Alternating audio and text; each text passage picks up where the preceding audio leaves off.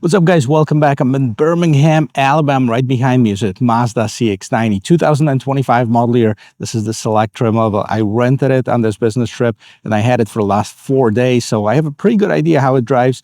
And today I want to share that with you, as well as take you on a complete tour of this vehicle. We're going to check it out outside, inside technology, and the test drive. So if you like watching videos like this, don't forget to check out the rest of my channel, hit that like and subscribe button. And now let's get back to this. And here it is, guys, 2025 Mazda CX-90. This is the select trim, the base model. Now, it replaced the CX-9 in 2024, so Mazda went a slightly different direction. It's still a midsize SUV, but now it's more luxurious. Let's take a look at the design up here. So you can see the nice long hood, LED lights, LED daytime running lamps. Down underneath, you have the air curtains on the side. The bottom of this vehicle is finished in this gunpowder color, and we have a large honeycomb grille surrounded by this chrome trim around it. Now, right in the middle, you have this big Mazda logo. Overall looking great. Let's see what powers it up. And underneath the hood of this base trim level, we find the 3.3-liter inline six-cylinder turbocharged engine producing 280 horsepower, 323 pound-feet of torque. It is mated to an 8-speed automatic transmission, and all-wheel drive is standard. Now, if you go for the Turbo S trim line, you get the 3.3-liter inline six-cylinder turbocharged engine with up to 340 horsepower, so obviously a lot more powerful, but also a lot more expensive. We'll get to it later. Now we have two hood struts holding up the hood nice and tall, and some sound insulation underneath here as well. As we take a corner, you can really see that athletic, sporty stance of this vehicle. Kind of reminds me of those British vehicles like the Jaguar SUV or Land Rover SUV.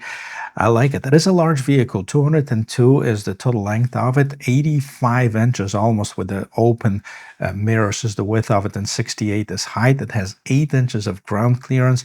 Deep crystal blue mica is the color on this particular one.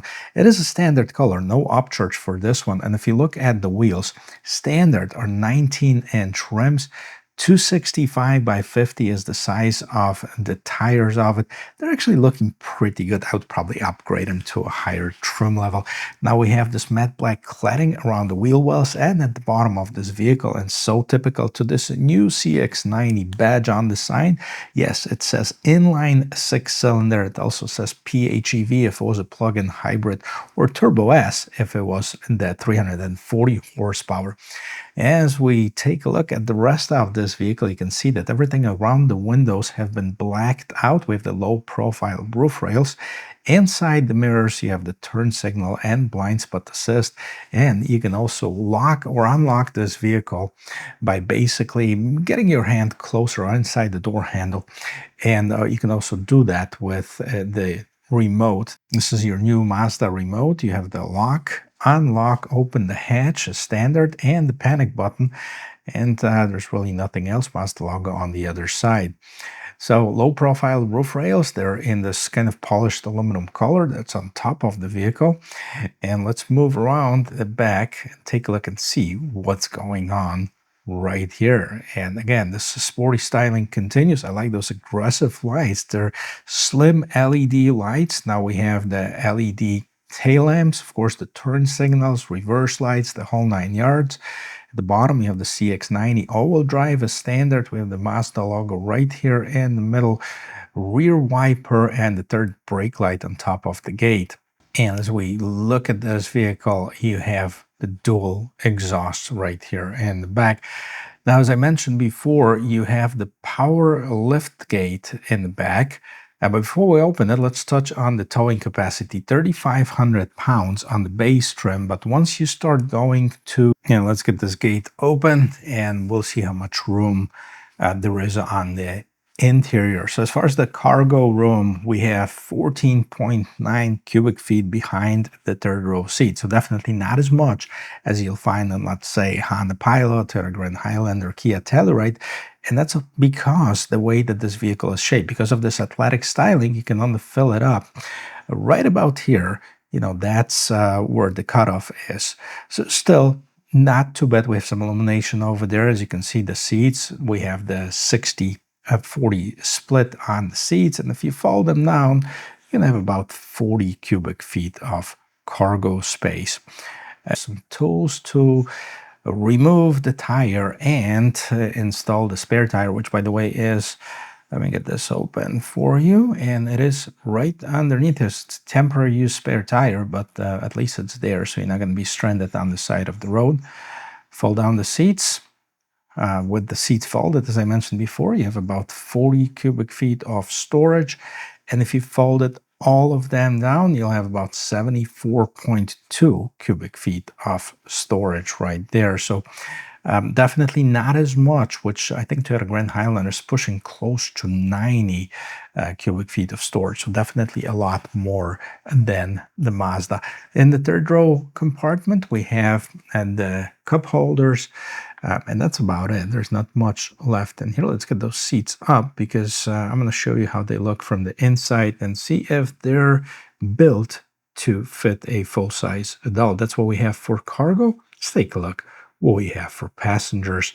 And starting with this rear door panel, you can see that Mazda is using some softer materials. You have this interesting trim right here, fabric insert on the side, and a soft trim right there for the armrest, but more storage for the cargo there. And we have leatherette trimmed seats.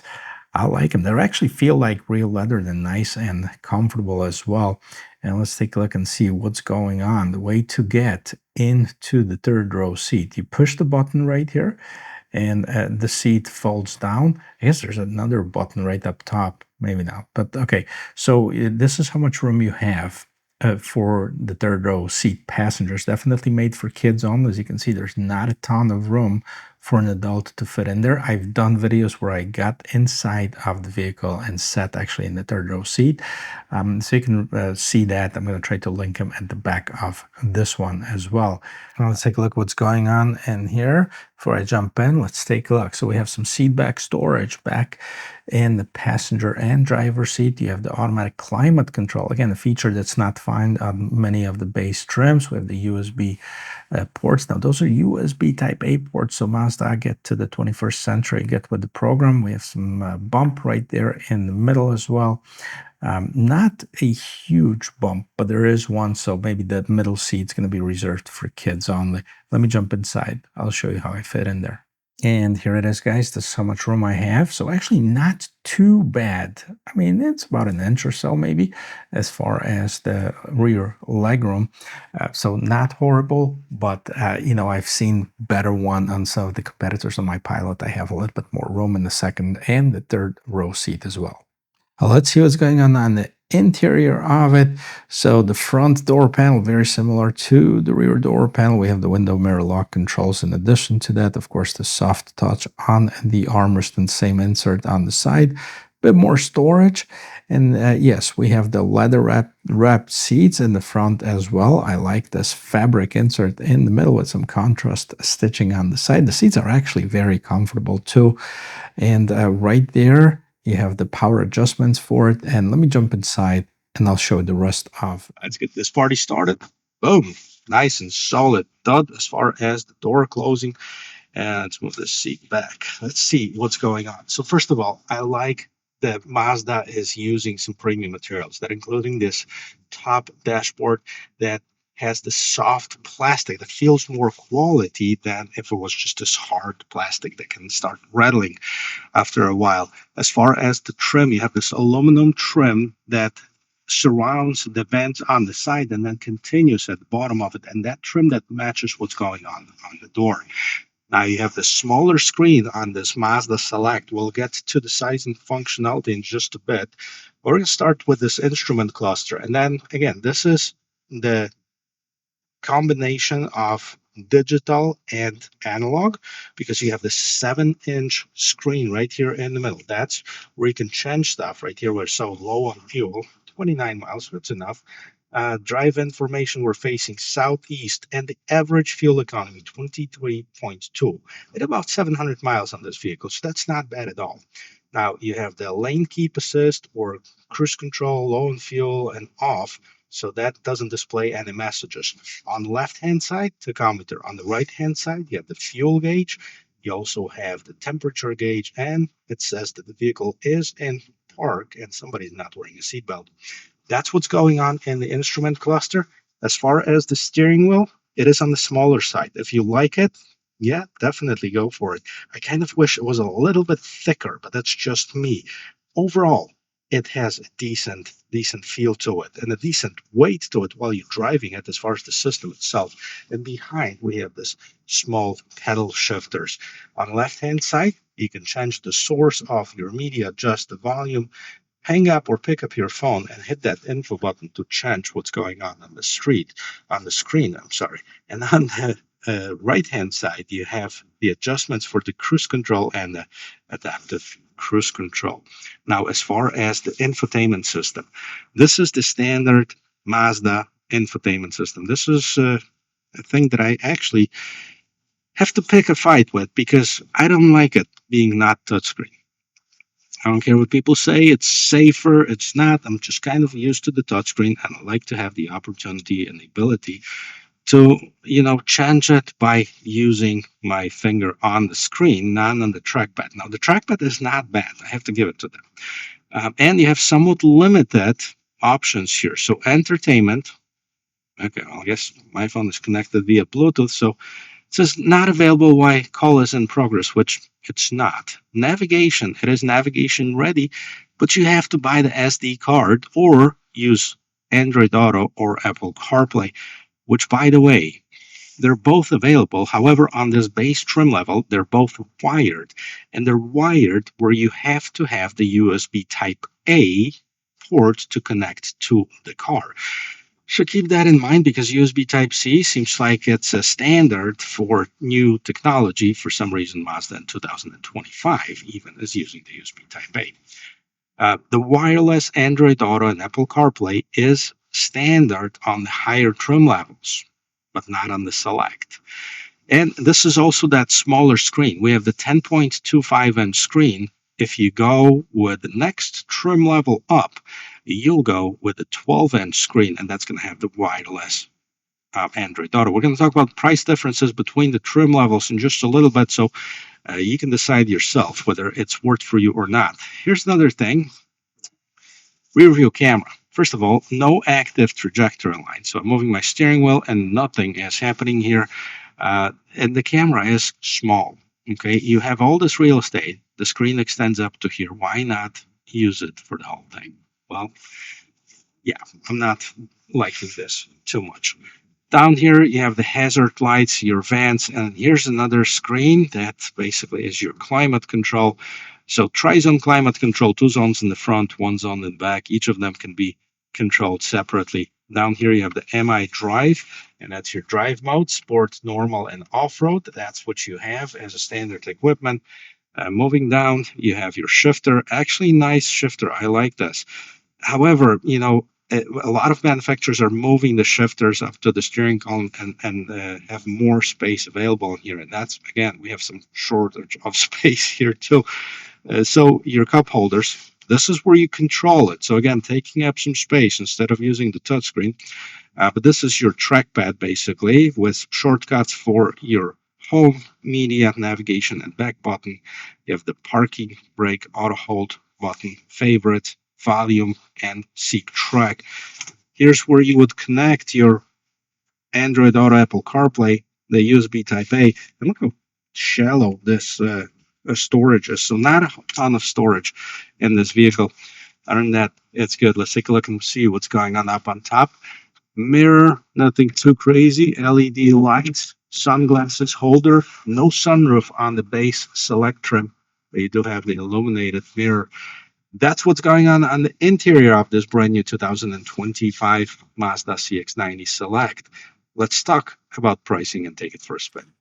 And before we take it on the road, I want to touch on some of the packages that are available. This is, of course, the base package. It's called the Turbo Select, starting at $37,845. The next one up, Turbo Preferred, starting at $40,945. So it is about $3,000 difference, but you'll get the larger screen.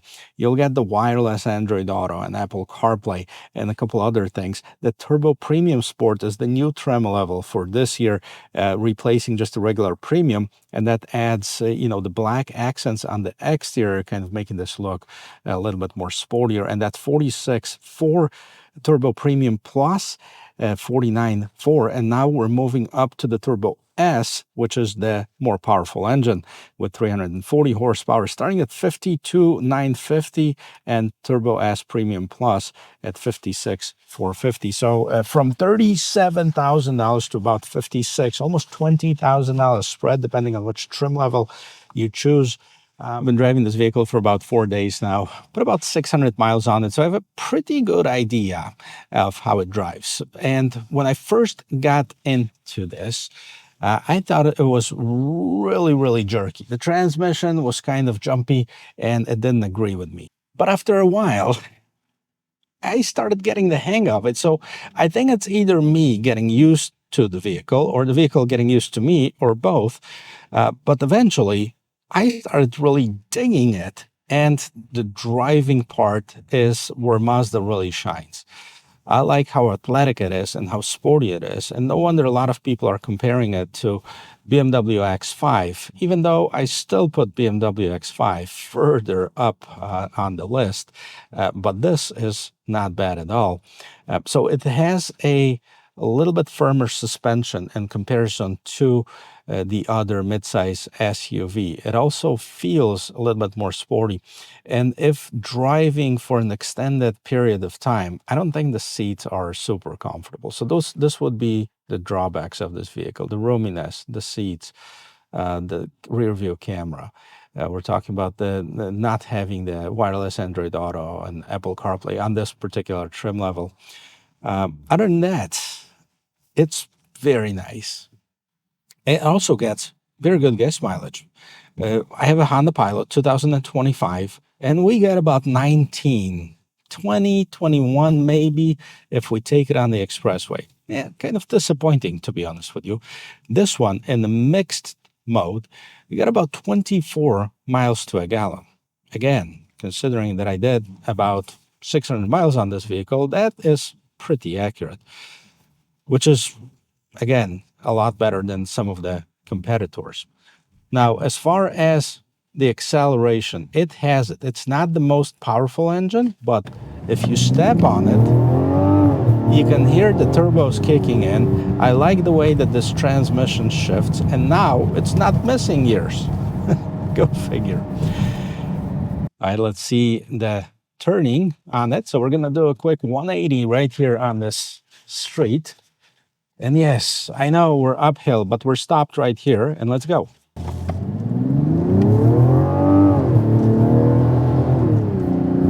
Even uphill, it has enough torque to get this vehicle going. And this is a difference between like this mild hybrid system, which keeps everything spooled up and gives 100% of its power for the vehicle to actually drive, versus, take care of the AC and the radio and all the other stuff, because it doesn't feel sluggish, not one bit, even going uphill, on throttle. So great acceleration for what it is. Now, the 340 horsepower, I've driven one of those. Of course, this is more powerful. And I've driven the plug-in hybrid. That's also a great choice. So overall, the CX-90, it's not for everybody, but it's a really good choice for people who don't have a large family, who don't need a ton of room in the back, but if once in a while might have somebody that's going to sit in there, and that's okay. It's perfectly okay to put somebody in there for a short drive to a restaurant, or, for a short period of time. Not bad at all. But if you are having a large family with teenagers, yeah, they're not going to be very comfortable. You might consider something else. But where Mazda really shines is the drive of it, in my opinion, and also the quality of finish.